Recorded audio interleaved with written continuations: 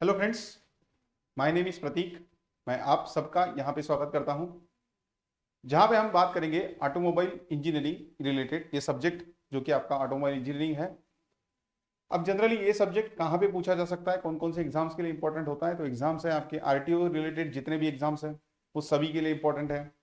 उसके साथ साथ कुछ स्टेट गवर्नमेंट में जो कि पीएसटी के एग्जाम्स होते हैं, या फिर कुछ जूनियर इंजीनियर के, असिस्टेंट इंजीनियर के कुछ एग्जाम्स होते हैं जिसके लिए कुछ इसका पोर्शन जो है इंपॉर्टेंट होता है। तो आइए अब स्टार्ट करते हैं इस पर्टिकुलर ऑटोमोबाइल इंजीनियरिंग ये सब्जेक्ट को। सबसे पहला चैप्टर हमारे पास है, दैट इज इंट्रोडक्शन। हम उसको कहेंगे कि भाई ऑटोमोबाइल ये जो है इसके अंदर क्या क्या होता है, या फिर बहुत सारे अगर हम किताबें देखें या फिर बुक्स देखें या फिर सिलेबस देखें किसी एग्जाम का, तो उसमें बहुत सारे बार ऐसा लिखा जाता है एनाटॉमी ऑफ व्हीकल्स। तो एनाटॉमी का मतलब ये है कि कितने कंपोनेंट्स इसके अंदर हैं, इसके अंदर कौन कौन से कंपोनेंट्स होते हैं, ऑटोमोबाइल इंजीनियरिंग का बेसिक क्या है, ये सब कुछ चीजें जो है आज हम यहाँ पे बात करने वाले हैं, पढ़ने वाले हैं। भाई ये स्टार्ट करते हैं। सबसे पहले बात करते हैं कि भाई ये ऑटोमोबाइल इंजीनियरिंग है क्या, या फिर ऑटोमोबाइल ये जो वर्ड हम बात कर रहे हैं ये चीज है क्या, ये क्या बोलता है इसको, या फिर इसका फंक्शन क्या है, ये किस तरीके से होता है, इसकी बात करते हैं। आइए स्टार्ट। सबसे पहले देखते हैं ऑटोमोबाइल का मतलब है, automobile means a self propelled vehicle. Self propelled vehicle जो खुद की पावर से चलेगा, उसको बाहर से किसी चीज की पावर की जरूरत नहीं है, वो खुद पावर जनरेट करेगा, उस पावर का यूज करके खुद जो है व्हीकल जो है खुद के पावर से आगे मूव करेगी, प्रोपेल करेगी। ठीक है, इसका मतलब है self propelled vehicle driven bye. अब ये जो है ये प्रोपेल्ड कैसे करेगी, हमने बात की कि सेल्फ प्रोपेल्ड है, खुद का पावर उसके पास है। तो भाई वो पावर आएगा कहां से? तो आइदर वो बैटरी से पावर आ सकता है, आइदर वो पावर उसके पास जो खुद का इंजन है वो इंजन से आ सकता है। ठीक है, तो पावर आएगा by an internal combustion engine, या फिर और चीज ध्यान में रखना है, ये चीज बैटरी से भी ये पावर आ सकता है। ठीक है, ये पावर बैटरी से भी आ सकता है। एंड इज यूज फॉर, अब ये जो ऑटोमोबाइल से ये यूज कहां होंगे, तो used for transportation of passengers either goods. और ये जो transportation of passenger and goods है, आपको पता होगा रोड से भी होता है। ठीक है, transportation by road, transportation by rail, transportation by air, transportation by sea. तो ऑटोमोबाइल ये सिर्फ और सिर्फ ग्राउंड्स के ऊपर चलता है, सिर्फ और सिर्फ रोड के ऊपर चलता है। सी के अंदर चलने वाले शिप्स, एयर में उड़ने वाला एयरक्राफ्ट, रेल पे चलने वाली रेलगाड़ी, रेलवेज, इसका इससे कोई रिलेशन नहीं है। सिर्फ और सिर्फ रोड पे चलने वाली जितनी भी व्हीकल्स हैं जो पैसेंजर या फिर गुड्स को ट्रांसपोर्ट कराने के लिए यूज होती हैं, उसकी हम यहाँ पे बात कर रहे हैं। नेक्स्ट क्या क्या आएंगे इसमें? बस आएगी, कार आएगी, जीप आएगी, ट्रैक्टर आएगी, स्कूटर आएगी, मोटर व्हीकल आएगी, जो भी चीजें वो सब कुछ चीजें इसके अंदर आएगी। अब आगे बात करते हैं। ये जो ऑटोमोबाइल ये जो वर्ड है, देखो ये एक्चुअली आया कहां से? बहुत बेसिक से मैं पढ़ा रहा हूं, थोड़ा सा लेक्चर लेंदी होगा, पहले बोल रहा हूं, बट कंसेप्ट जो है सभी एग्जाम के लिए श्योर शॉर्ट ये जो चीजें हैं वो आपके लिए इंपॉर्टेंट है। ऑटोमोबाइल वर्ड कहां से आया? तो ये एंशियंट वर्ड था ग्रीक। ये जो लैंग्वेज है ग्रीक लैंग्वेज का ये वर्ड था एक्चुअली। क्या वर्ड था इसमें? ऑटो। ये जो पहला वर्ड है इसमें ऑटोस, ये ग्रीक वर्ड का वर्ड है।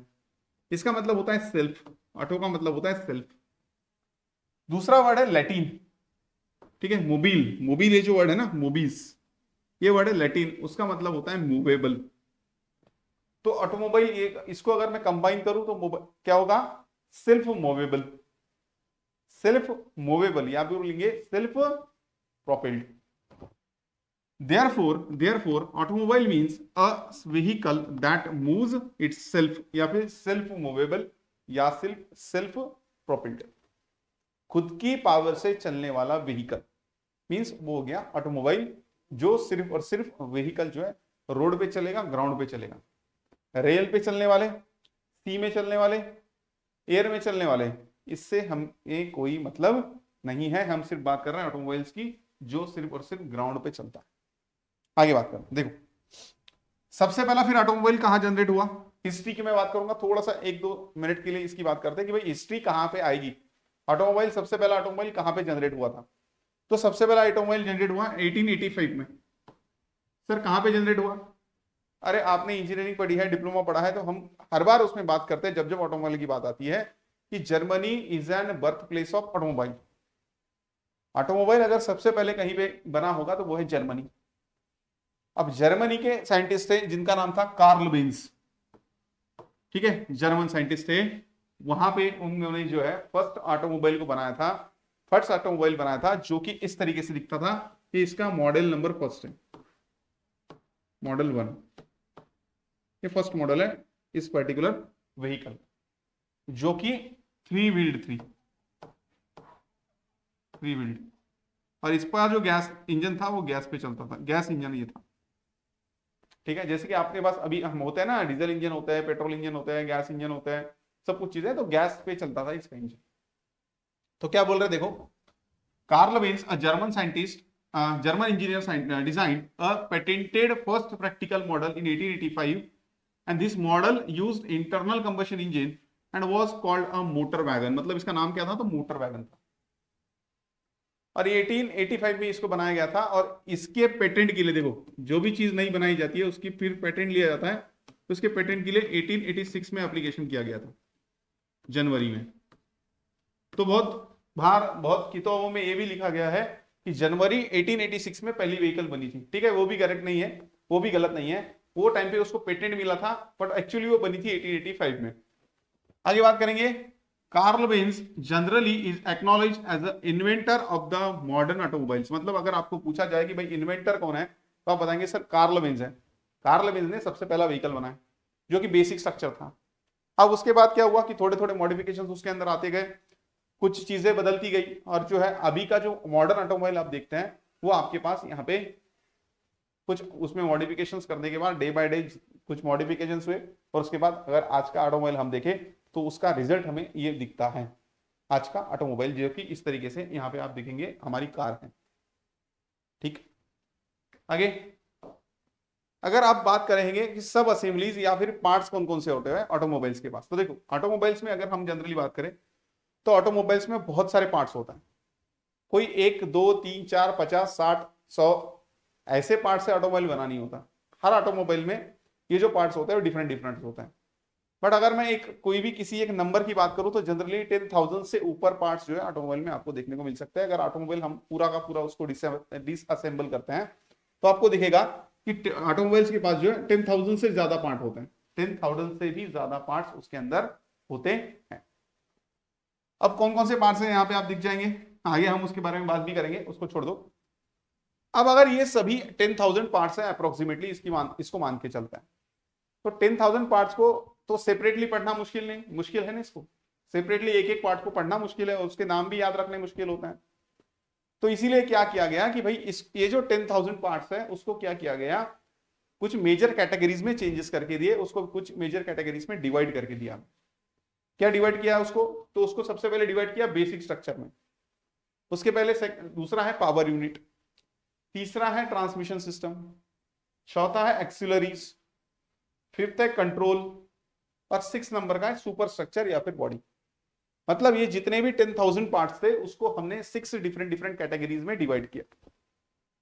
पहली कैटेगरी थी हमारे पास बेसिक स्ट्रक्चर की, पहली कैटेगरी थी हमारे पास बेसिक स्ट्रक्चर की, जैसे कि आप यहां पे देखेंगे तो बेसिक स्ट्रक्चर यहां पे था हमारे पास फर्स्ट, ये था सेकंड जिसको कि हम पावर यूनिट बोल रहे हैं, थर्ड मेरे पास है ट्रांसमिशन सिस्टम, फोर्थ मेरे पास है ऑक्सिलरी, फिफ्थ मेरे पास है कंट्रोल, 6 मेरे पास है सुपर स्ट्रक्चर या फिर बॉडी। अब अगर मैं आपको पूछूं कि भाई बताओ ऑटोमोबाइल में कौन कौन से पार्ट्स होते हैं, तो हम बताएंगे ये 6 जो हमारे पास मेजर क्लासिफिकेशन है इसको हम बताएंगे कि सर ऑटोमोबाइल जो होता है अगर बेसिकली देखा जाए तो बहुत सारे पार्ट्स उसमें होते हैं, 10,000 से भी ऊपर पार्ट्स उसमें होते हैं, बट उन 10,000 पार्ट्स को हम डिवाइड करके रखते हैं 6 डिफरेंट डिफरेंट कैटेगरीज में। तो वो होता है basic structure, power unit, transmission system, ठीक है, उसके बाद है ऑक्सिलरी, कंट्रोल है, सुपर स्ट्रक्चर या फिर बॉडी, ऐसा हम बताएंगे। चलो, तो अभी हम पता चल गया कि भाई पार्ट कौन कौन से होते हैं। अब देखते हैं उसके अंदर का जो लास्ट वाला पार्ट है दैट इज बॉडी, ये 6 नंबर वाला पार्ट था। इसके पहले अगर आप देखोगे यहां पे देखो 6 नंबर सुपर स्ट्रक्चर या फिर बॉडी, उसको मैं छोड़ देता हूं, उसको मैं अभी के लिए छोड़ देता हूं, उसको मैं साइड में रखता हूं। तो पहले जो 5 पार्ट थे जैसे कि basic structure, power unit, transmission system, auxiliary and control, इन पांचों को कंबाइनली बोला जाता है ऑटोमोबाइल चेसिस। इसको कंबाइनली बोला जाता है ऑटोमोबाइल चेसिस। और उस चेसिस में जो है ये बॉडी सेपरेट रखी जाती है, मतलब चेसिस के अंदर ये बॉडी जो है हम कंसिडर नहीं करेंगे। तो हम बताएंगे कि सर ये जो पहले 5 कंपोनेंट थे उनको अगर मैं कंबाइन करता हूं तो उसको बोला जाएगा चेसिस। ठीक है, ओके। बात करते हैं अब ये चेसिस, ये वर्ड है भाई ये कहां से आया, एक्चुअली ये होता क्या है देखते हैं उसके बारे में। देखो chassis known as a carrying unit, उसका सेकेंडरी नाम क्या है तो कैरिंग यूनिट है। उसके अंदर क्या क्या चीज होती है, is a French term, again ये फ्रेंच टर्म है, TERM टर्म होना चाहिए, यहां पे थोड़ा सा गलत हुआ, ठीक है, French term and was initially used to denote the frame और the main structure of vehicle. बात क्या है कि चेसिस का मतलब है main structure of the vehicle, जिसके अंदर अगेन बोलूंगा बॉडी कंसीडर नहीं होती। इसके बाद आज के बाद जब भी मैं बात करूंगा चेसिस का मतलब हुआ main structure of the vehicle, जिसमें व्हीकल की जान बसती है, व्हीकल की जान उसमें बसती है, ऐसा कंपोनेंट जो कि है चेसिस। और चेसिस में क्या क्या चीजें आती है, तो अभी अभी हमने देखा कि चेसिस कंसिस्ट ऑफ व्हाट, तो आप बताएंगे सर चेसिस में ना बेसिक स्ट्रक्चर होता है, पावर यूनिट होती है, ट्रांसमिशन सिस्टम होता है, ऑक्सिलरीज होती हैं और कंट्रोल सिस्टम होता है। पांचों को कंबाइन कर दो सर चेसिस बन जाएगा। ठीक है ना, चलो आगे बात करते देखो क्या क्या होता है। तो अभी अभी बात की major units necessity to propel the vehicle, मतलब व्हीकल को अगर चलाना है, एक जगह से दूसरी जगह लेके जाना है, रोड पे उसका ट्रांसपोर्टेशन करवाना है, तो जो बेसिक स्ट्रक्चर चाहिए होगा, जो चीजें आपको चाहिए होगी, वो सारी चीजें चेसिस के अंदर आएगी। जैसे कि उसको चलाना है, मोशन कराना है, तो उसके लिए इंजन लगने वाला है, पावर जनरेट करेगी। स्टॉप इट, रुकने का है तो ब्रेक लगने वाले हैं। Allow it to run smoothly over the uneven surface, तो आपको पास सस्पेंशन लगने वाले हैं। ये सभी सिस्टम चेसिस के अंदर इंक्लूड होते हैं।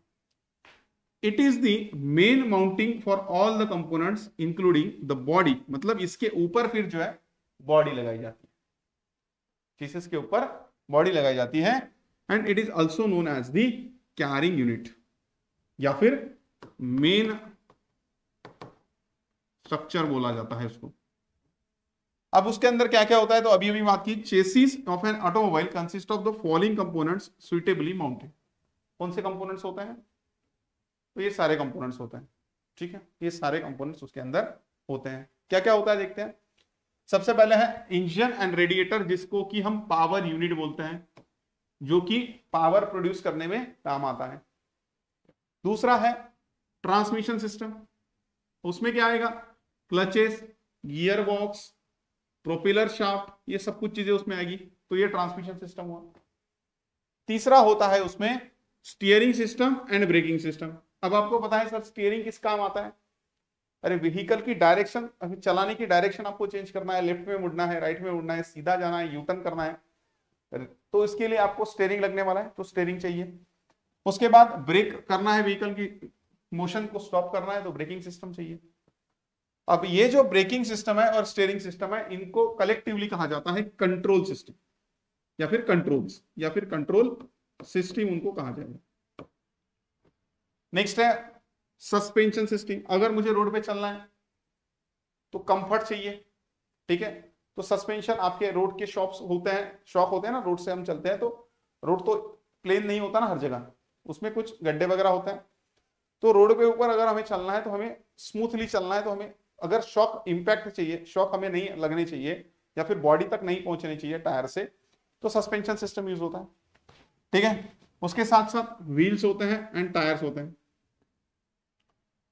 उसके बाद फ्रेम होती है, फ्रंट एंड रियर एक्सल होते हैं। ये सब कुछ चीजें जो है उसको बोला जाता है बेसिक स्ट्रक्चर। बेसिक स्ट्रक्चर में क्या क्या आएगा, तो आपके आएगी फ्रेम और नेक्स्ट आएगा फ्रंट एंड रियर एक्सल। उसके साथ साथ और क्या चीज होती है, उसमें होता है tail lamp, wiper, battery, head lamp, fan, ये सभी चीजों को एक साथ हम बोलते हैं ऑक्सिलरीज।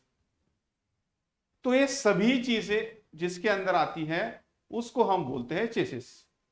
एक ध्यान में रखना, सिर्फ इसमें एक ही चीज नहीं है जो कि है बॉडी। बॉडी को छोड़ के सभी चीजें अगर मैं बात करूं तो उसको हम चेसिस बोलते हैं। बॉडी को छोड़ के सभी को अगर मैं कलेक्टिवली बात करूं तो चेसिस बोला जाता है। ठीक है, अच्छा, मतलब चेसिस के अंदर ये सारी चीजें आती है। इसके पहले भी हमने इसकी बात की थी। अब इधर देखो, अगेन एक बार देखो इधर क्या क्या है सर। पावर यूनिट है, ट्रांसमिशन सिस्टम है, बेसिक स्ट्रक्चर है, कंट्रोल है, ऑक्सिलरी है। इन पांचों को चेसिस बोला जाता है। ये सभी चीजें चेसिस में आती है। बट और अगर अच्छी तरीके से उसको मैं क्लासिफाई करूं तो हम बता सकते हैं कि सर ये पावर यूनिट जो है ना, ये पावर यूनिट और ये ट्रांसमिशन सिस्टम, इन दोनों को यहाँ पे पावर प्लांट बोला जाता है, क्योंकि इसका काम क्या है, डेवलपमेंट, पावर डेवलपमेंट या फिर पावर प्रोडक्शन। व्हीकल में जो पावर आपको चाहिए वो इसी कंपोनेंट से बनती है। दूसरा है बेसिक स्ट्रक्चर और कंट्रोल, उसको बोला जाता है रनिंग गियर, क्योंकि उसके वजह से या फिर उसको अगर हम छोड़ दें तो हम जो है व्हीकल जो है आगे नहीं जा पाएगा। तो चलाने के लिए ये कंपोनेंट हमें चाहिए ही चाहिए, तो इसीलिए इसको बोला जाता है रनिंग गियर। और लास्ट में है आपकी ऑक्सिलरीज, जैसे कि अभी अभी हमने बात की कि ऑक्सिलरीज में आपके headlight, tail light, horn, wiper, सभी लाइट्स, ये सब कुछ चीजें आती है।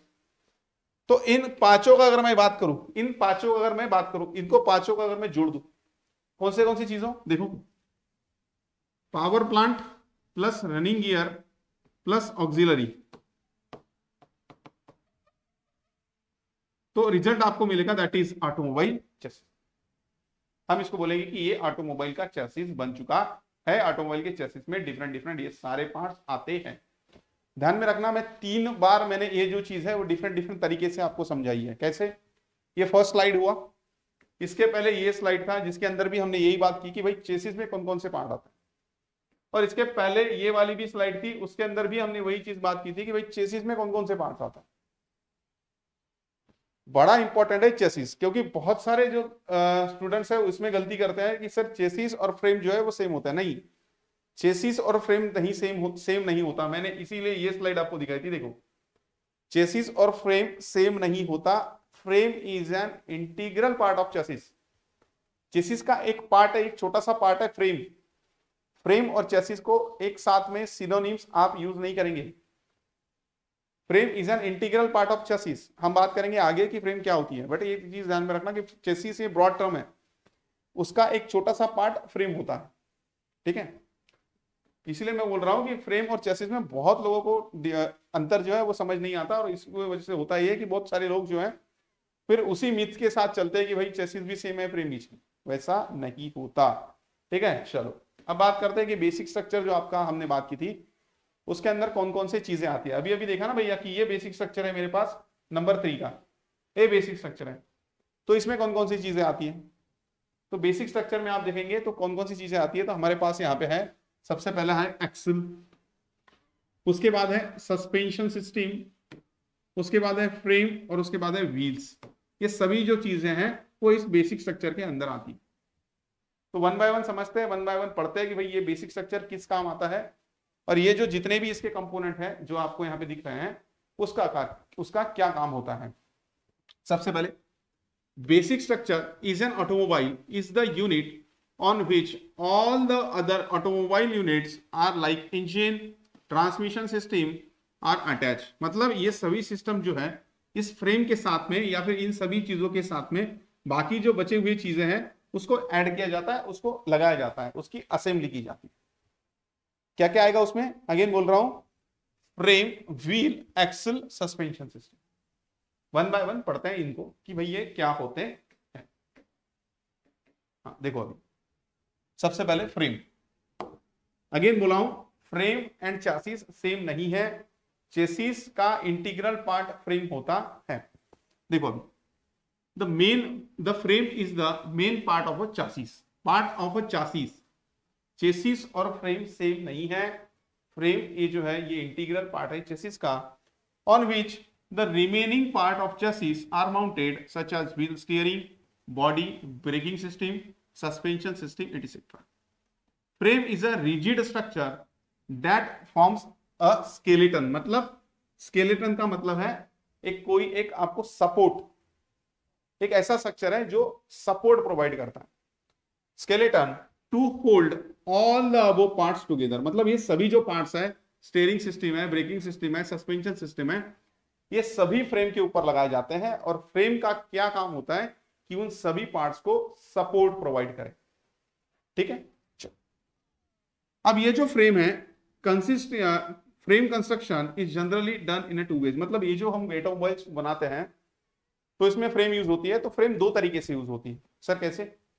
2 तरीके से यूज होगी। पहला तरीका है आपके पास that is a conventional construction, और दूसरा तरीका है frameless construction.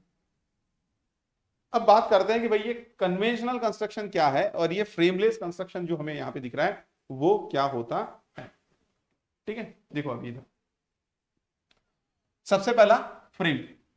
The typical chassis frame consist of the 2 long sections which are right and left members of frame called as a long member.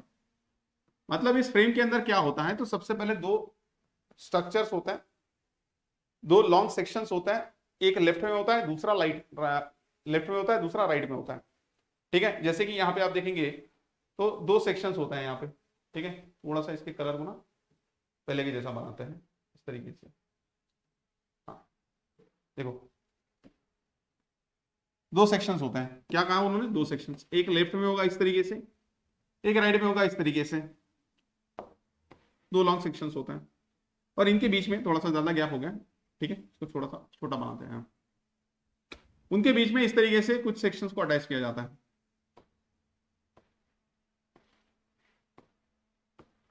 तो ये जो लॉन्ग सेक्शंस है, long section, उनको बोला जाता है लॉन्जिट्यूडनल सेक्शन।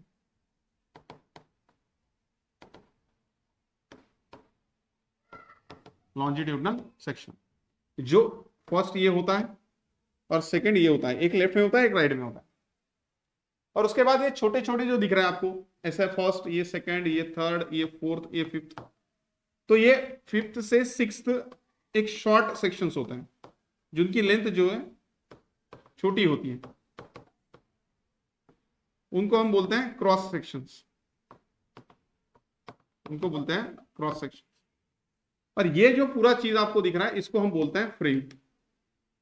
मतलब आपको अगर पूछा जाए तो आप बोलेंगे सर फ्रेम के अंदर ना 2 लॉन्ग सेक्शंस होते हैं और 5-6 जो है वो छोटे छोटे सेक्शंस होते हैं। 2 जो लॉन्ग सेक्शंस होते हैं वो राइट और लेफ्ट में इस तरीके से लगाए जाते हैं और उनके साथ बाकी जो छोटे सेक्शंस हैं उनको इस तरीके से लगाया जाता है। ठीक है, देखो अभी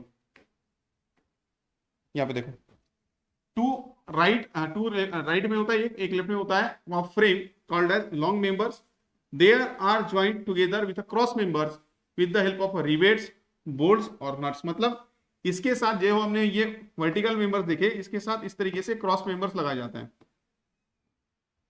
अरेंजमेंट किस तरीके से होगा, असेंबली किस तरीके से होगी, रिवेट से, बोल्ट से या फिर नट से। आगे, there are 5 to 6 cross members joining the long members to give the chassis frame a good strength and stability.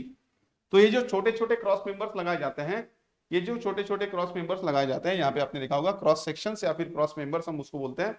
ये लगाए इसलिए जाते हैं क्योंकि इससे हमें क्या मिलता है, स्ट्रेंथ मिलती है और स्टेबिलिटी मिलती है। स्ट्रेंथ एंड स्टेबिलिटी इससे हमें मिलती है, इसीलिए ये छोटे छोटे क्रॉस मेंबर्स लगाए जाते हैं। ठीक है, इधर देखो आगे, the frames are made up of following steel sections. अभी हमने जो बात की ना कि लॉन्ग मेंबर्स और क्रॉस मेंबर्स, तो ये जो मेंबर्स होते हैं उसके सेक्शंस कौन से होंगे, तो सेक्शन होता है इसमें चैनल सेक्शन होता है, बॉक्स सेक्शन होता है, एंड ट्यूबुलर सेक्शन होता है। चैनल सेक्शन होगा, बॉक्स सेक्शन होगा एंड ट्यूबुलर सेक्शन होगा।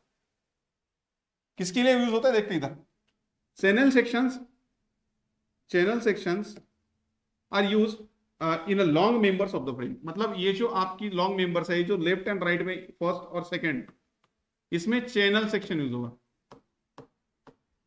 दूसरा बॉक्स सेक्शन इसमें यूज होगा आपके जो क्रॉस सेक्शन है उसके लिए, शॉर्ट मेंबर्स जिसको हम क्रॉस मेंबर्स बोलते हैं, उसके लिए बॉक्स सेक्शन यूज होगा।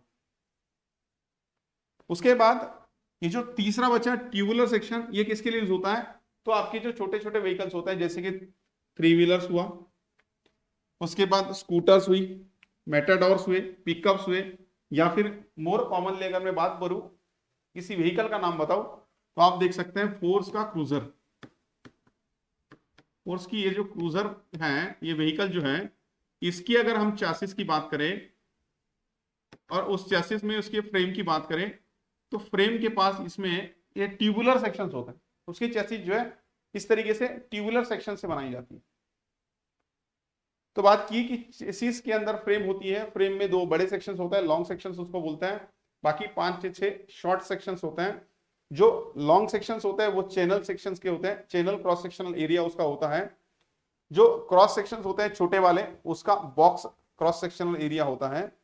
और अगर हम बात करें ट्यूबुलर कहां पे यूज होते हैं, तो जैसे कि छोटे व्हीकल्स हैं, जैसे कि आपकी थ्री व्हीलर्स हुई या फिर मोपेड्स हुए, पिकअप्स हुए, मेटाडोर्स हुए, तो उसके केस में ये ट्यूबुलर सेक्शन यूज होता है। सर ऐसा क्यों किया, अलग अलग चीजें क्यों यूज की, हम एक तरीके की चीजें नहीं यूज कर सकते क्या? ट्यूबुलर तो ट्यूबुलर सेक्शन हर जगह, हर जगह क्रॉस तो क्रॉस सेक्शन, हर जगह बॉक्स तो बॉक्स सेक्शन, ऐसा नहीं यूज होता है क्या? नहीं, ऐसा क्यों नहीं यूज होता? ऐसा इसीलिए यूज नहीं होता क्योंकि आपने सब्जेक्ट पढ़ा होगा आपके डिप्लोमा में, डिग्री में, that is strength of material. उसके अंदर आपने पढ़ी होगी कि भाई बेंडिंग स्ट्रेस, टॉर्सनल स्ट्रेस हर पर्टिकुलर क्रॉस सेक्शनल एरिया के लिए डिफरेंट होती है। तो हर क्रॉस सेक्शनल एरिया के लिए बेंडिंग स्ट्रेस और टॉर्सनल स्ट्रेस, डायरेक्ट स्ट्रेसेस अगर डिफरेंट होंगे तो उसकी स्ट्रेंथ भी डिफरेंट होगी। ये चीज मानते हो? मानते हैं। उसकी स्ट्रेंथ डिफरेंट है, इसीलिए जहां पे हमें कुछ स्ट्रेंथ की रिक्वायरमेंट होती है या फिर कुछ बेंडिंग स्ट्रेंथ की रिक्वायरमेंट होती है या फिर टॉर्सनल स्ट्रेंथ की रिक्वायरमेंट होती है, तो उस तरीके से हम ये डिफरेंट डिफरेंट क्रॉस सेक्शंस वहां पे यूज करते हैं। इसीलिए एक ही क्रॉस सेक्शन हर जगह यूज नहीं किया जाता। ये क्लियर हुआ? चलो आगे देखते हैं। अब ये देखना है कि चैनल सेक्शन जो होता है ये बेंडिंग में अच्छा होता है, तो जहां जहां बेंडिंग स्ट्रेसेस आ रही है वहां पर चैनल सेक्शन लगाया जाता है। ट्यूबुलर सेक्शन जो होता है वो ट्विस्टिंग में अच्छा रहता है, टॉर्शन में, तो जहां पे टॉर्शन वाला एक चीज आपको दिखेगी वहां ट्यूबुलर सेक्शन लगाओ, जिससे कि इसकी स्ट्रेंथ अच्छी रहेगी, स्टेबिलिटी रहेगी। उसके बाद बॉक्स सेक्शन जो होता है, बॉक्स सेक्शन, इसमें बेंडिंग एंड टॉर्शन स्ट्रेस बहुत अच्छा होता है, उसकी स्ट्रेंथ बहुत अच्छी होती है। तो वहां पे दोनों, जहां पे आपको दोनों की रिक्वायरमेंट वहां पे बॉक्स सेक्शन लगाया जाता है। ठीक है, चलो अब ये जो फ्रेम्स है, the frames should be strong enough to bear loads, sudden brakes and accidents तो फ्रेम के पास ये सभी चीजें होनी चाहिए, इसीलिए फ्रेम के पास कुछ ना कुछ स्ट्रेंथ अच्छी होनी चाहिए। और अगर स्ट्रेंथ अच्छी चाहिए तो इसीलिए हम जो है ये different different cross sections different different जगह पे यूज करते हैं, जिससे कि हमारे पास स्टेबिलिटी और स्ट्रेंथ जो है वो बढ़िया से बढ़िया मिले। ठीक है, आगे बढ़ते हैं। अब ये जो बेसिक स्ट्रक्चर है, जो हम फ्रेम की बात कर रहे हैं, बेसिक स्ट्रक्चर में फ्रेम की हम बात कर रहे हैं, सबसे पहला कंपोनेंट हमारे पास है। तो हमने इसके पहले बात की थी कि फ्रेम जो है वो दो तरीके से यूज की जाती है, एक होता है कन्वेंशनल कंस्ट्रक्शन, दूसरा होता है फ्रेमलेस कंस्ट्रक्शन। तो सर ये क्या चीज है? तो देखो इधर हमने इसके पहले क्या बात की थी कि सर दो लॉन्ग सेक्शंस होता है, दो लॉन्ग मेंबर्स होता है, तो ये पहला लॉन्ग मेंबर हुआ, ये दूसरा लॉन्ग मेंबर हुआ। उसके बाद उसके साथ में कुछ क्रॉस मेंबर्स भी यूज होता है, तो ये क्रॉस मेंबर हुए आपके, यहाँ पे है, यहाँ पे है, यहाँ पे है, यहाँ पे इस तरीके से, यहाँ पे है, यहाँ पे है। तो ये जो रेड आपको दिख रहा है दैट इज क्रॉस मेंबर। ये फ्रेम हुई, सॉरी ये आपका फ्रेम हुआ, और फ्रेम के साथ बाकी सभी चीजें अटैच है। आप देखेंगे व्हील अटैच है, इंजन अटैच है, उसके बाद यहाँ पे ट्रांसमिशन सिस्टम वाले सभी कंपोनेंट अटैच है। तो ये चीज क्या हुई? ये हुई चैसिस, या क्या हुआ? ये हुआ चैसिस। जहां पे चीज ध्यान में रखना, जहां पे इस तरीके से पहले चेसिस बनाया जाता है और फिर इस चेसिस के ऊपर बॉडी अलग से लगाई जाती है। क्या बोला मैंने? जहां पे जिस जगह पे यहां सेपरेटली इस तरीके से चेसिस पहले बनाया जाता है और फिर उस चेसिस के ऊपर बॉडी अलग से लगाई जाती है, उस केस में हम कहेंगे कि ये कंस्ट्रक्शन कौन सा है? ये है कन्वेंशनल कंस्ट्रक्शन। सर जनरली इसका यूज कहां किया जाता है? देखो भैया, यूज किया जाता है आपके हेवी व्हीकल्स में, हेवी व्हीकल्स। सर एग्जांपल बताओ। 100% बताएंगे यार, ट्रक्स के एग्जांपल है आपके पास। ठीक है, ट्रक्स में ये यूज होता है। और डेफिनेशन पढ़ते हैं। देखो क्या बोला गया है, conventional construction is a conventional press steel frame, इसमें स्टील फ्रेम की यूज होगी, स्टील फ्रेम यूज होगा, prepared and all the mechanical units are attached to it and then the body is superimposed on it। मतलब पहले steel frame बनाई जाएगी, उस frame के साथ सभी कंपोनेंट अटैच किए जाएंगे, engine, clutch, gear box, transmission system, आपका propeller shaft, differential, wheel, axle, brake, सब कुछ चीज, फिर बन जाएगा ये चेसिस, और चेसिस के ऊपर फिर अलग से बॉडी बनाई जाएगी, तो फिर बन जाएगी व्हीकल। ठीक है। दूसरा टाइप है इसमें, दूसरा इसमें टाइप है, पहला टाइप देखा कन्वेंशनल कंस्ट्रक्शन, दूसरा टाइप है फ्रेमलेस कंस्ट्रक्शन। क्या बोला मैंने? Frameless construction. फ्रेमलेस कंस्ट्रक्शन में होता यह है कि इसमें जो आपकी फ्रेम है प्लस जो बॉडी है ये एक साथ बनाई जाती है, बॉडी प्लस फ्रेम एक साथ बनाई जाएगी। जैसे कि आप यहां पे देखोगे तो इसमें अलग से आपको लॉन्ग मेंबर्स, क्रॉस मेंबर्स, ऐसा कुछ नहीं दिखाई देगा, उसमें अलग सीधा आपको यहाँ पे बॉडी दिख रही है। तो बॉडी और यहाँ पे जो फ्रेम है वो एक साथ अगर बनाई जाएगी तो उसको हम बोलेंगे फ्रेमलेस कंस्ट्रक्शन। मतलब इसमें फ्रेम आपको नहीं दिखाई देगी। देखते हैं क्या है बोला है, in frameless construction the body is designed in such a way that the function of body, मतलब बॉडी का फंक्शन, एंड द फ्रेम यहां पे देखना है, फ्रेम इज कंबाइंड, दोनों को एक साथ बनाई जाएगा, and all the mechanical units are directly attached to the body. Clear है? पहले केस में बॉडी अलग से बनाई जाती थी, फिर उसको ऊपर हम लगाते थे, यहां पे बॉडी और फ्रेम एक साथ बनाई जाती है। दोनों का जो डिफरेंस है वो समझ में आना चाहिए। ठीक है। अब देखते हैं बेसिक स्ट्रक्चर में दूसरा चीज है हमारा, that is your suspension system. Sir basic structure में सस्पेंशन सिस्टम कहां से आई? अरे भाई इधर देखो, थोड़ा सा पीछे चलते हैं ना, तो इधर एक हमारे पास डायग्राम थी, कहां पे गया? और पीछे इधर हमने बात की थी कि बेसिक स्ट्रक्चर होता है, बेसिक स्ट्रक्चर में फर्स्ट हमने बात की थी फ्रेम। अब ये जो फ्रेम है ये कंप्लीट हुआ। दूसरा हम बात करेंगे सस्पेंशन सिस्टम की, कि भाई ये सस्पेंशन सिस्टम क्या काम आती है, इसकी क्या जरूरत है। देखो हम ये चैप्टर में सिर्फ बेसिक चीजें पढ़ने वाले हैं, आगे जाके जब हम बात करेंगे तो हमारे पास ये सस्पेंशन सिस्टम का एक पूरा चैप्टर बनेगा, जिस चैप्टर में 4 से 5 डिफरेंट लेक्चर्स होंगे, तो उसमें इसकी बहुत डिटेल में हम बात करेंगे। अभी सिर्फ इंट्रोडक्शन चल रहा है, ठीक है ना। तो अब बात करते हैं इस सस्पेंशन सिस्टम की। सस्पेंशन सिस्टम की इधर है, देखो इसका जरूरत क्या है, इसका काम क्या है। It is responsible for preventing the road shocks, shock से बचाती है। मैंने बोला ना कि हमें कंफर्टेबल राइड चाहिए, तो गड्ढा वगैरह अगर आता है तो हमें जो है उसका जो शॉक है वो हमारे बॉडी तक नहीं पहुंचना चाहिए, तो उसको अब्सॉर्ब करने का काम ये सस्पेंशन सिस्टम करती है। Safeguard the passenger from road shocks, preserving the stability of vehicle in pitching and rolling, तो स्टेबिलिटी प्रोवाइड करता है ड्यूरिंग पिचिंग एंड रोलिंग। ये भी काम किसका है? तो वही सस्पेंशन सिस्टम का ही काम। अब ये जो सस्पेंशन सिस्टम है ये भी दो तरीके के होते हैं। जैसे हमने बात की थी कि फ्रेम दो तरीके से होते हैं, कन्वेंशनल एंड फ्रेमलेस टाइप, वैसे ये सस्पेंशन सिस्टम भी दो टाइप की होती हैं। पहला टाइप है कन्वेंशनल सिस्टम और दूसरा टाइप है इंडिपेंडेंट सिस्टम। तो कन्वेंशनल सिस्टम में क्या होता है, तो बात करते हैं कन्वेंशनल सिस्टम में। आप देखेंगे तो कन्वेंशनल सिस्टम में the road spring is attach to a rigid beam axle. ध्यान में रखना रिजिड वर्ड है, rigid axle, whereas in independent system there is no rigid axle beam and each wheel is free to move vertically without affecting other vehicle, या फिर other wheel। हुआ ये कि conventional में सिंगल एक्सल है, जैसे कि फॉर एग्जांपल ये मेरा एक कोई व्हील है, उसके साथ ये कोई एक्सल है, ये कोई दूसरा व्हील, ये एक्सल है आपका, ये फर्स्ट व्हील है, ये सेकंड व्हील है। कन्वेंशनल में ये दोनों साथ साथ चलेंगे। अपवर्ड मोशन होगी तो दोनों की होगी, डाउनवर्ड मोशन होगी तो दोनों की होगी। बट यहां पे जैसे कि हम इंडिपेंडेंट की बात करते हैं तो इंडिपेंडेंट में वैसा नहीं होता। इंडिपेंडेंट का नाम उसमें वर्ड में ही है, इंडिपेंडेंट। कोई भी एक व्हील अप जा सकता है, कोई भी दूसरा व्हील डाउन जा सकता है, एक सर्टेन लिमिट में। हाँ, एक सर्टेन लिमिट में। तो एक दूसरे के अपोजिट ये ऐसे इस तरीके से चल सकता है। बट कन्वेंशनल में वैसा नहीं होता। कन्वेंशनल में जाएंगे तो दोनों ऊपर जाएंगे, जाएंगे तो दोनों नीचे जाएंगे। ठीक है। और सर ये ऊपर नीचे क्यों जाता है? अरे रास्ते पे गड्ढे रहते हैं ना यार, रास्ता इवन थोड़ी रहेगा। तो उस केस में यहां पे अगर दोनों सेम में चल रहा है तो कन्वेंशनल, एक अगर ऊपर हो रहा है दूसरा नीचे हो रहा है तो इंडिपेंडेंट सस्पेंशन।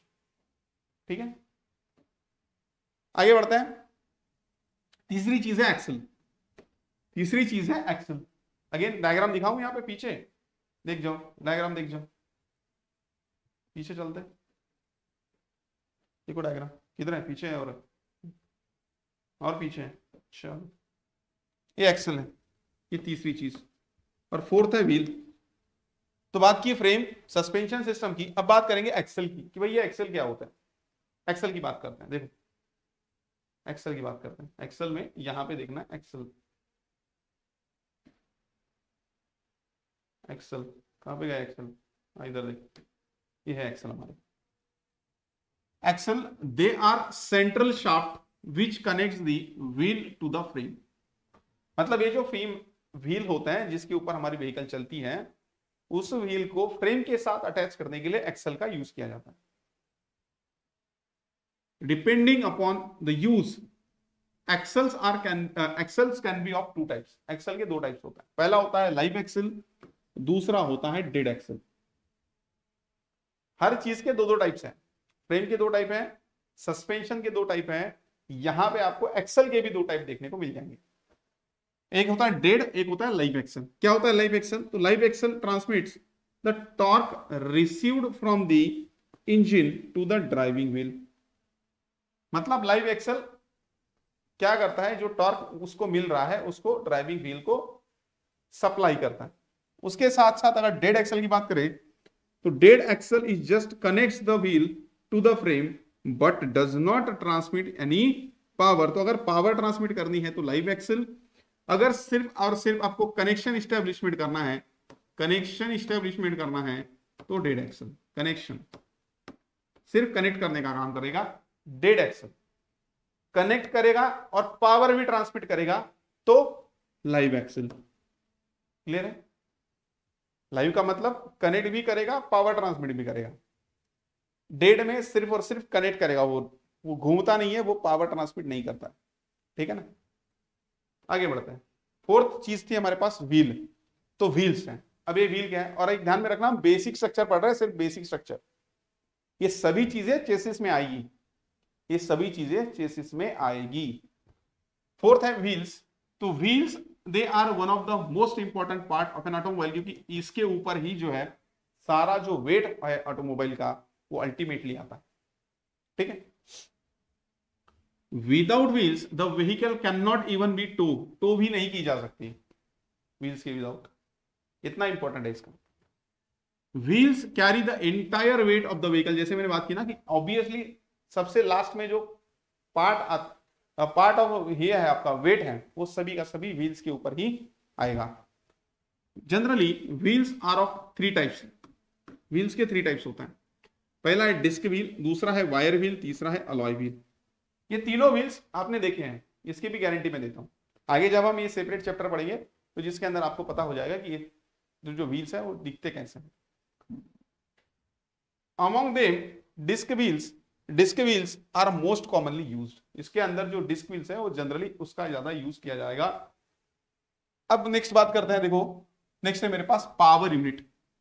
पहला चीज क्या था? तो पहला चीज हमने बात की बेसिक स्ट्रक्चर की। बेसिक स्ट्रक्चर जिसमें 4 कंपोनेंट्स थे, ये पहला। दूसरा हम पढ़ रहे हैं पावर यूनिट। पावर यूनिट, अब पावर यूनिट में कौन कौन से चीज होते हैं?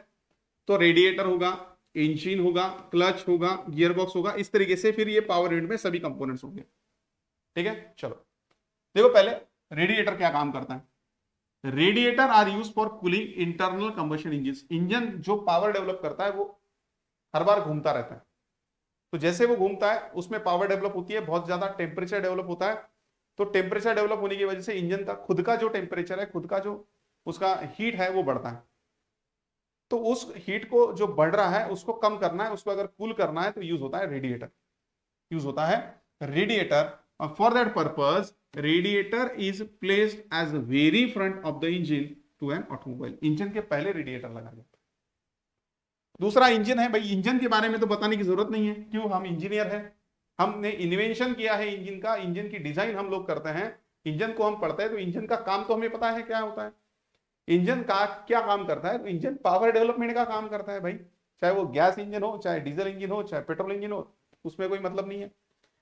तो पावर जो डेवलप करेगा वो पावर प्रोड्यूसिंग एलिमेंट है इंजन। नेक्स्ट है क्लच।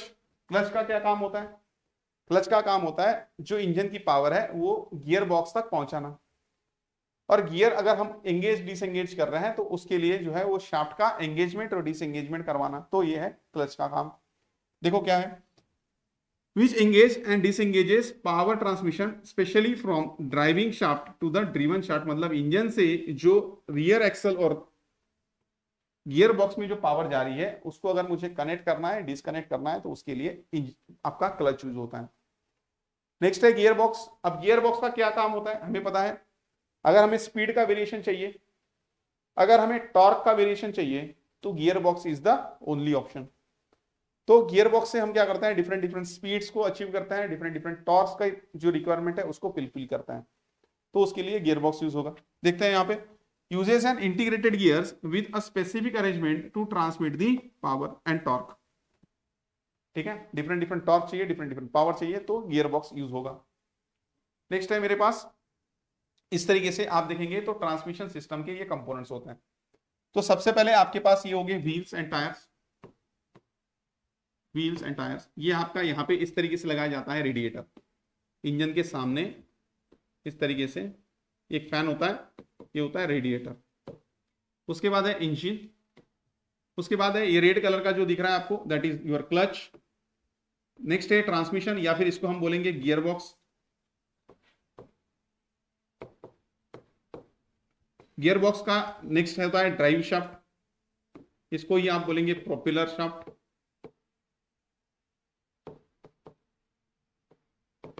उसके बाद होता है डिफरेंशियल, उसके बाद राइट एक्सल, लेफ्ट एक्सल और व्हील्स। तो ये सारे कंपोनेंट्स हैं आपके ट्रांसमिशन सिस्टम के। ठीक है, गियर बॉक्स तक हमने बात की थी। नेक्स्ट है मेरे पास universal joint. A universal joint is a joint or coupling connecting whose axes inclined to each other। मतलब रॉड्स को कनेक्ट करती है, आपका जो गियर बॉक्स का शाफ्ट है और आपका जो प्रोपेलर शाफ्ट है उसको दोनों को कनेक्ट करने का काम यूनिवर्सल जॉइंट करता है। उसके बाद होता है propeller shaft. Propeller shaft is a mechanical component used for transmitting torque and usually used to connect the other components of a drive train that cannot connect it directly, that needs to allow for a relative movement between them। मतलब जो gear box की power है उस power को differential तक लेके जाने का काम कौन करता है, प्रोपेलर शाफ्ट करता है। उसके बाद है डिफरेंशियल। तो differential while taking turn the driving wheel must turn at a different speed, this is done with the help of a differential. मतलब डिफरेंशियल का काम क्या है, काम यह है कि भाई जब हम टर्न लेते हैं तो जो इनर व्हील और आउटर व्हील्स का जो स्पीड का डिफरेंस होता है उसको मैच कराना, ये काम होता है डिफरेंशियल का। सब कुछ चीजें पढ़ेंगे यार, बहुत डेप्थ में हमें पढ़ना है ऑटोमोबाइल इंजीनियरिंग, बहुत बहुत क्वेश्चंस आते हैं इसमें से। ठीक है, बहुत डेप्थ में पढ़ना है इसको। तो अभी तो सिर्फ इंट्रोडक्शन चल रहा है, तो उसको आप ऐसा ना समझो कि सर हमें समझ नहीं आ रहा डिफरेंशियल क्या, भाई अभी सिर्फ इंट्रोडक्शन है, ये ट्रेलर है, पिक्चर अभी बाकी है। ठीक है ना, तो ये डिफरेंशियल है। उसके बाद और क्या कंपोनेंट्स उसके अंदर होते हैं, तो उसके बाद थर्ड चीज है कंट्रोल सिस्टम।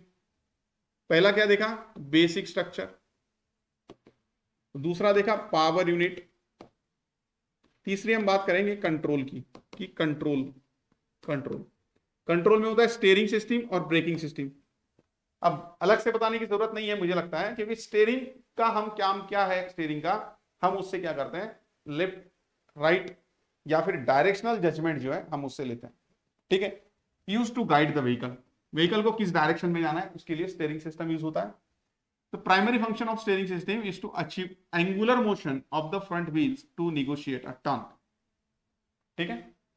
ब्रेकिंग सिस्टम का काम है स्टॉप कराना या फिर व्हीकल को डी एक्सेलरेट कराना, उसकी स्पीड को कम कराना, इसीलिए ब्रेक्स यूज होते हैं।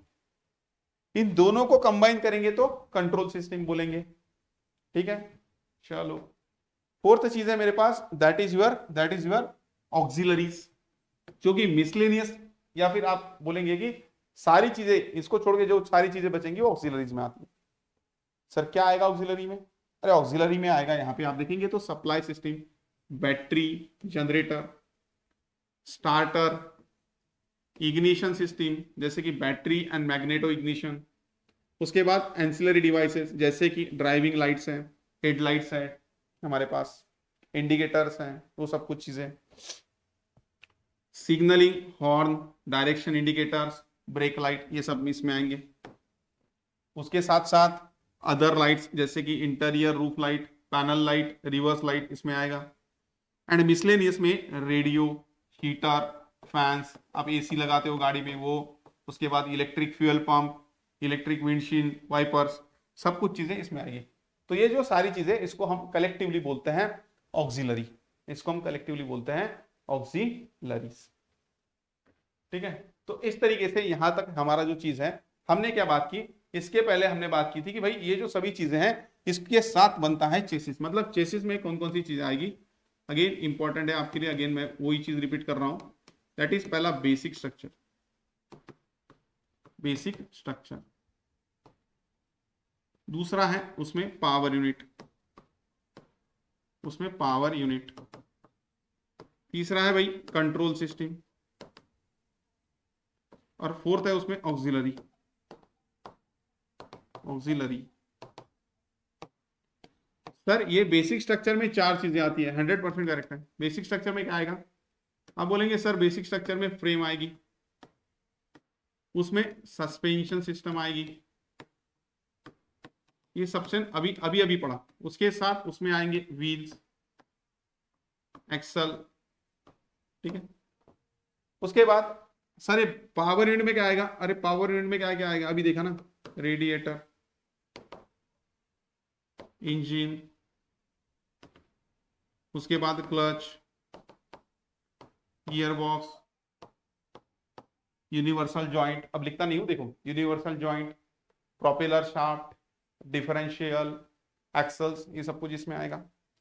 कंट्रोल सिस्टम में दो कंट्रोल्स आएंगे, एक होता है स्टीयरिंग का, दूसरा होता है ब्रेकिंग का, और इसमें बचे हुए सारे लाइट्स वगैरह आएंगे ऑक्सिलरीज में। तो ये सब कुछ चीजों को अगर मैं लगा दूं एक साथ में तो बन जाएगा चेसिस, बन जाएगा चेसिस। अब ये जो चेसिस बन रहा है भैया, ये चेसिस का क्लासिफिकेशन किस तरीके से करते हैं उसको समझते हैं। देखो क्लासिफिकेशन ऑफ चेसिस, बहुत सारे डिफरेंट डिफरेंट मेथड्स है, बहुत सारे डिफरेंट डिफरेंट वेज है जिससे हम चेसिस का क्लासिफिकेशन कर सकते हैं। हमारे लिए क्या इंपॉर्टेंट है उस चीज को पढ़ने वाले क्या है, देखो सबसे पहले according to its control, chassis का क्लासिफिकेशन उसका कंट्रोल किस तरीके से किया जा रहा है उसके साथ करते हैं। पहला टाइप है उसमें कन्वेंशनल चेसिस, पहला टाइप है उसमें कन्वेंशनल चेसिस। उसमें है engine is mounted in front of the driver cabin, cabin के पहले। This type of arrangement avoids full utilization of the space. ध्यान में क्या रखना है कि भाई इंजन जो है वो पहले लगाया जाता है, जैसे कि आप यहां पे देख रहे हैं, और ड्राइवर केबिन उसके बाद होती है, इस तरीके से। तो इस अरेंजमेंट को हम क्या बोलेंगे, इस अरेंजमेंट को हम बोलेंगे कि ये जो है ये कन्वेंशनल चेसिस है। ठीक है, conventional chassis is different, conventional frame जो है वो अलग थी। कन्वेंशनल फ्रेम भी हमने देखा, कन्वेंशनल चेसिस भी हमने देखा, पर ध्यान में रखना कन्वेंशनल चेसिस ये अलग चीज है, कन्वेंशनल फ्रेम ये अलग चीज है। नेक्स्ट दूसरा है उसमें सेमी फॉरवर्ड चेसिस, जिसके अंदर होता क्या है, in which engine is so mounted that half of it's in the driver cabin whereas the other half is in the front outside the driver cabin. मतलब एक जो इंजन है उसका आधा पोर्शन ड्राइवर के केबिन में होगा, आधा पोर्शन बाहर होगा। आप देखेंगे तो ये ड्राइवर केबिन है, ये ड्राइवर केबिन है जिसको मैं रेड कर रहा हूं। तो उसमें एक ये पोर्शन है ना छोटा वाला, ये इंजन का है, और एक छोटा वाला पोर्शन इंजन का ड्राइवर केबिन के बाहर है। तो आधा इंजन केबिन में है, आधा इंजन बाहर है। तो हम बात करेंगे कि सर ये क्या है, ये आपका सेमी फॉरवर्ड चेसिस है, semi forward chassis. Sir example बताइए ना, बहुत अच्छी तरीके से समझेगा। अरे टाटा 407 ले लो भाई, टाटा 407 ये आपका कौन सा केबिन है, सेमी फॉरवर्ड। उसमें केबिन के अंदर छोटा इंजन है, थोड़ा इंजन केबिन से बाहर है। इसके पहले वाला, इसका एग्जांपल बता दीजिए सर, पूरा इंजन बाहर है। अरे पुराने जमाने में ट्रक आते थे ना, उस एग्जांपल इसका एग्जांपल है कन्वेंशनल चेसिस का, पहले वाले जो ट्रक्स आते थे। तीसरा टाइप है उसमें, that is your full forward chassis, third type है।